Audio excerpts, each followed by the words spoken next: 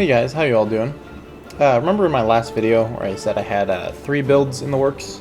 Well, funny thing, I lied to you. I actually have another build in the works. I just converted my Nightjar build into a Royal Envoy build, which, if you don't know what a Royal Envoy are, those are all those little bulbous guys at the start of Lindell who are all blowing their horns.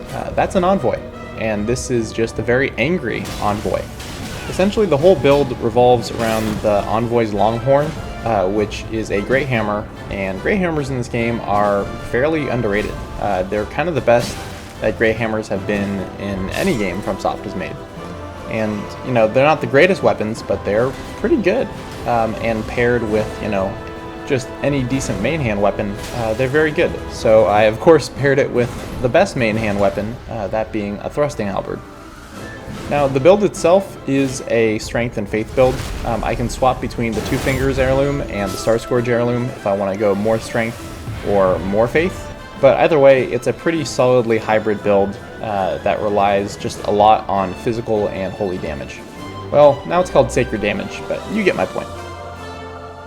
So I've been really enjoying this build for a couple of reasons. One, it's pretty poised up.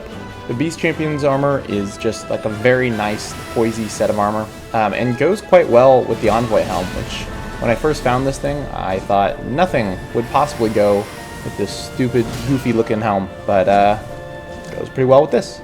So I'm able to hit the 41 poise breakpoint and have a Great Hammer in the offhand, and have a Halberd in the main hand. So I have weapons, I have poise, it's pretty great. And the other thing about the Envoy helm is that it boosts all of your bubble-blowing Ashes of War. So the small Envoy horn, the long Envoy horn, which is what I'm using here, and the great Envoy horn all get a 15% damage bonus. Sadly, this does not apply to the bubble sorceries, though they really could use it. I'll talk about the bubbles in just a minute. They aren't just a meme, and they have some very real potential. They're not like meta or anything, so don't worry about that. But they have some very real use, and it's one of the best feelings in the world to kill someone with the bubbles. So a lot of this build comes down to mix-ups with the Halberd and the offhand Great Hammer. You can give them a lot of pressure with the Halberd, as Halberds do in this game. They're running attacks and they're thrusting attacks. But then if they try to roll around you or roll into you, you punish them really hard with the offhand Great Hammer. I've actually been really enjoying playing with just the 2-handed Longhorn. The R2s on it are wide swinging and a very nice mix-up.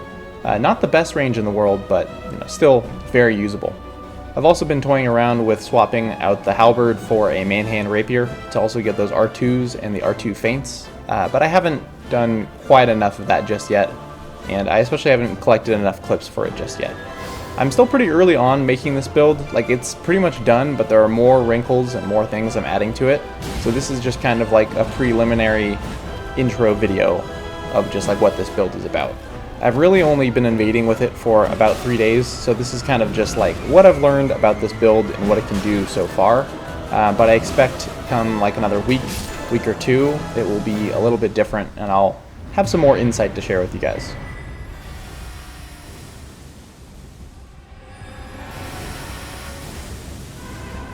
Well, let's talk about the bubbles. Like that's what we're all here, right? To talk about the bubbles. I'm sure the Ash of War has like a real name that tries to make the bubble blowing sound fancy, like Rain of Bubbles or something like that. I don't really know, and I refuse to look it up. But the bubble blowing actually does quite a bit of damage, especially with the Envoy helm. But it's just a little bit tricky to land, and you kind of need to trade with it.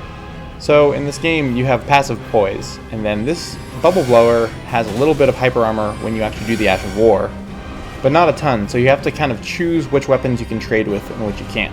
So smaller weapons you can always trade with, like katanas and even like dual katanas. You can tank quite a few hits while blowing the bubbles.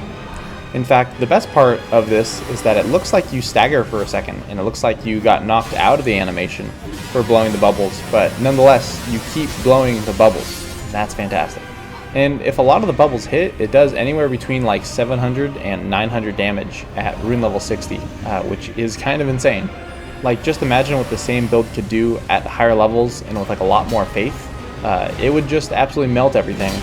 But then again, you'd be at higher levels where everything melts you as well. So it's a give and take. The spacing on this is a bit weird too. You don't want to do it from too far away. You want to blow the bubbles at like a medium distance. But if they get too close, it can just go right over their head. So again, going for trades. The best weapon I've found to trade with is a spear, or a lance or something like that. The whole point of those weapons is that they poke you from just outside like a normal weapon's range, right? But the running attack on a lot of those weapons ends up putting them right in the bubble blowing range. This is made even better by the fact that none of those weapons really have the poise damage to knock you out of the animation, so all you end up doing is showering their head with highly damaging bubbles while they poke you a little bit. Last thing I'll say about the bubbles is that like nobody else really uses them that much. That's not totally true, because you'll see two other instances in which I encounter people using the Longhorn. Like this Phantom, who I think is another Envoy, and then tries to do a Dragon incantation on me, which I assume is going to be something like Rock Breath. So I fly swat them out of the air, because that is what all Dragon incantation users deserve.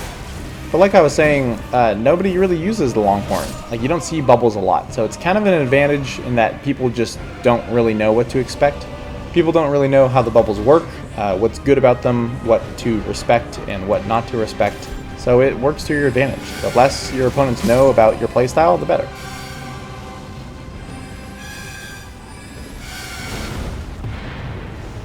But if all that bubble blowing doesn't work, at the end of the day, I still have a Halberd.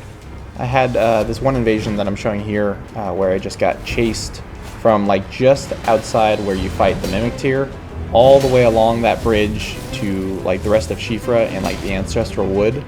And it was just this nasty duo of this overleveled Poise Mage and a Bloodhound stepping Colossal Greatsword Poker. And really all you can do against this kind of party a lot of the time, unless you just have something in your back pocket that can one-shot them, which I don't love to carry around, is just to run away. I'm fighting them on a narrow, flat bridge. I have 0 support and 0 cover from all these spells, so my only recourse is to regroup and try to get some support.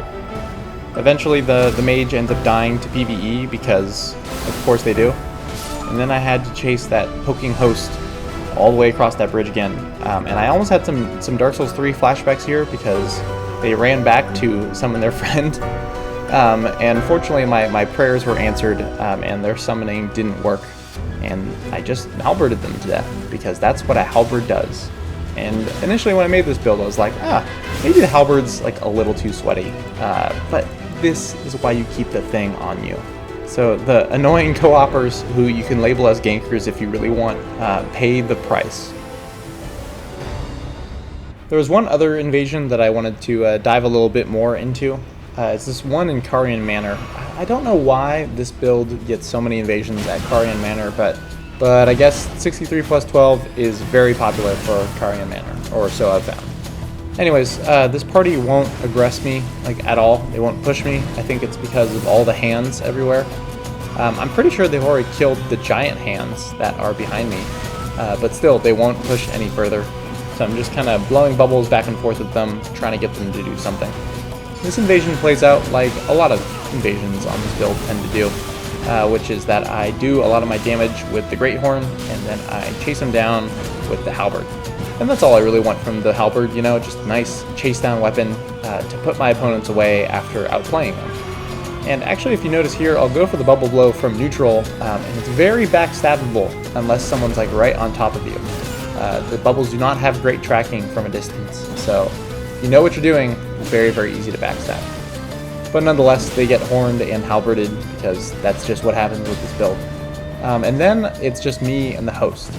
Now, upon first watch of this footage, I noticed the host is wearing some fairly poisey gear. I think the Banished Knight leggings and the Clean Rot armor and the Banished Knight helm.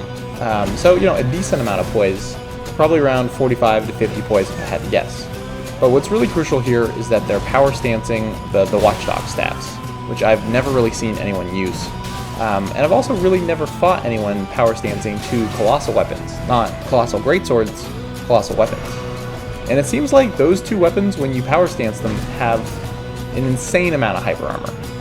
Like, I'm hitting my opponent here with a one-handed Grey Hammer and a one-handed Halberd, and just completely unable to interrupt them with it.